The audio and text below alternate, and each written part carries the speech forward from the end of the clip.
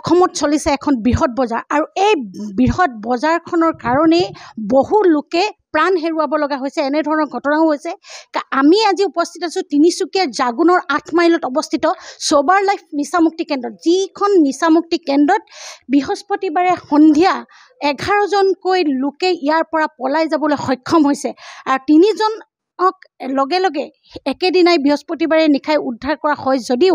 এতিয়াও 8জন লোক এই কেন্দ্ৰটোৰ যি স্বত্বাধিকাৰীসকলে জনাইছে যদিও ঘৰ পালেগৈ বুলি কিন্তু এতিয়াও নিশ্চিত নহয় যে এই লোকসকল ঘৰ পাইছেগৈ নে নাই আৰু আন এটা কথা ক'ব লাগিব যিখন সোবাৰ লাইফ এই নিচামুক্তি কেন্দ্ৰটোত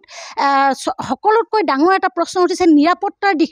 নিৰাপত্তাৰ দিশটোৰ অভাৱৰ কাৰণে এনেধৰণে 11জনকৈ লোকে একেলগে পলাই যাবলৈ সক্ষম হৈছে এই নিচামুক্তি কেন্দ্ৰটোৰ পৰা আমাৰ সৈতে আছে এই ছাত্ৰমুক্তি সংগ্ৰাম সমিতিৰ বিষয়ববীয়া আৰু তেওঁলোকৰ পৰা জানিব বিচাৰিম এখন নিচামুক্তি কেন্দ্ৰৰ পৰা 11জনকৈ যুৱকে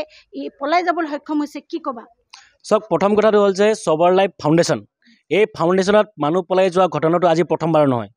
এইটো দ্বিতীয়বাৰকৈ মানুহ পলাইছে ইয়াতকৈ আগতেও 3জনকৈ মানুহ ইয়াৰ পৰা পলাই গৈছিল আৰু এজন ব্যক্তিৰ পানীত ডুবি মৃত্যু হৈছিল তাৰ পাছতো কিন্তু জিলা প্ৰশাসন তিনিচুকীয়া জিলা প্ৰশাসন মহকুমা প্ৰশাসনে কোনো ধৰণৰ ব্যৱস্থা গ্ৰহণ নকৰিলে ইয়াত কোনো ধৰণৰ চিকিউৰিটি ব্যৱস্থা কৰি নিদিলে তাৰ পাছত কিন্তু যোৱা ৰাতি একেধৰণৰ ঘটনা 11জনকৈ যুৱক নিচামুক্তি কেন্দ্ৰলৈ পলাই গুচি গ'ল পলাই যোৱাৰ একমাত্ৰ কাৰণ যে ইয়াত চিকিউৰিটি ব্যৱস্থা নাছিলে আমি জিলা প্ৰশাসন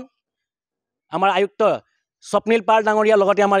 এছপি মহোদয় গৌৰৱ অভিজিত ডাঙৰীয়াক আমি অনুৰোধ জনাইছোঁ যে তেখেতে অতি শীঘ্ৰে এখন তদন্ত কমিটি গঠন কৰিব লাগে আৰু তিনিচুকীয়া জিলাৰ ভিতৰত যিমানখন নিচামুক্তি কেন্দ্ৰ আছে প্ৰতিটো নিচামুক্তি কেন্দ্ৰত স্বাস্থ্য পৰীক্ষাৰ কাৰণে ব্যৱস্থা আছে নাই প্ৰতিটো নিচামুক্তি কেন্দ্ৰত কাউন্সিলৰ আছে নাই প্ৰতিটো নিচামুক্তি কেন্দ্ৰত চিকিউৰিটিৰ ব্যৱস্থা কৰা হৈছে নাই সেই সকলো বস্তু তদাৰক কৰিব লাগে যদি তদাৰক নকৰে যদি কমিটি নবনায় তেনেহ'লে কিন্তু এনেধৰণৰ নিচামুক্তি কেন্দ্ৰ বন্ধ কৰিব লাগে যি নিচামুক্তি কেন্দ্ৰত নিজৰ ঘৰ পৰিয়ালে নিজৰ ল'ৰা ছোৱালী নিজৰ সন্তান নিজৰ স্বামীক ভাল কৰিবৰ কাৰণে পঠিয়াইছে তেনে নিচামুক্তি কেন্দ্ৰত যদি তেখেতলোকে জিম্মা লোৱা ব্যক্তিসকলে তেখেতলোকে যদি জিম্মাত হ'ব নোৱাৰে তেনেহ'লে এই ধৰণৰ নিচামুক্তি কেন্দ্ৰ কিন্তু বন্ধ হ'ব লাগে আমি ইয়াৰ পৰাই আমাৰ স্বাস্থ্য বিভাগৰ যিজন মন্ত্ৰী তেখেতক আমি ইয়াৰ পৰাই অনুৰোধ জনাইছোঁ যে তেখেতে অনতি পলমে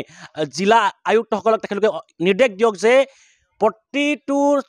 যি নিচামুক্তি কেন্দ্ৰ আছে সেই সকলোতে এখন কমিটি বনাই কমিটিৰ ব্যক্তিসকল আহি তদাৰক কৰিব লাগে আৰু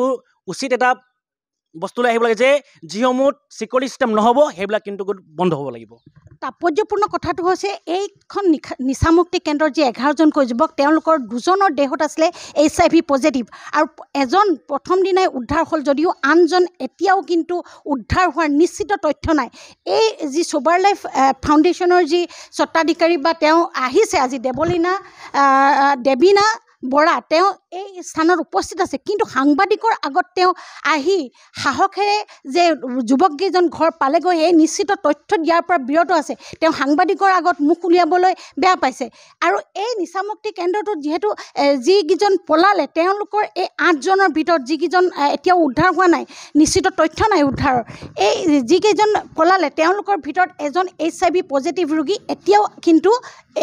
আছে আৰু তেওঁ ঘৰ পালেগৈ নাই সঠিক তথ্য কিন্তু কাৰো ওচৰতে নাই আৰু আৰক্ষী প্ৰশাসনে ইতিমধ্যে আমাক জনোৱা মতে 4জন যুৱক ঘৰ পোৱাৰ নিশ্চিত তথ্য নাই ওচৰৰ মানুহে কোনোবাই দেখিছে বুলি কৈছে যদিও সেই তথ্য কোনে দিব সঁচাকৈয়ে যুৱককেইজন ঘৰ পালেগৈ নে সঁচাকৈয়ে সুকলমে আছেনে তেওঁলোক এয়া এক ডাঙৰ প্ৰশ্ন হৈ পৰিছে এই মুহূৰ্তত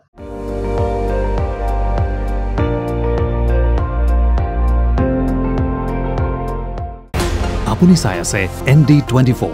সৰ্বশ্ৰেষ্ঠ নহয় সৰ্বোত্তমৰ দৌৰ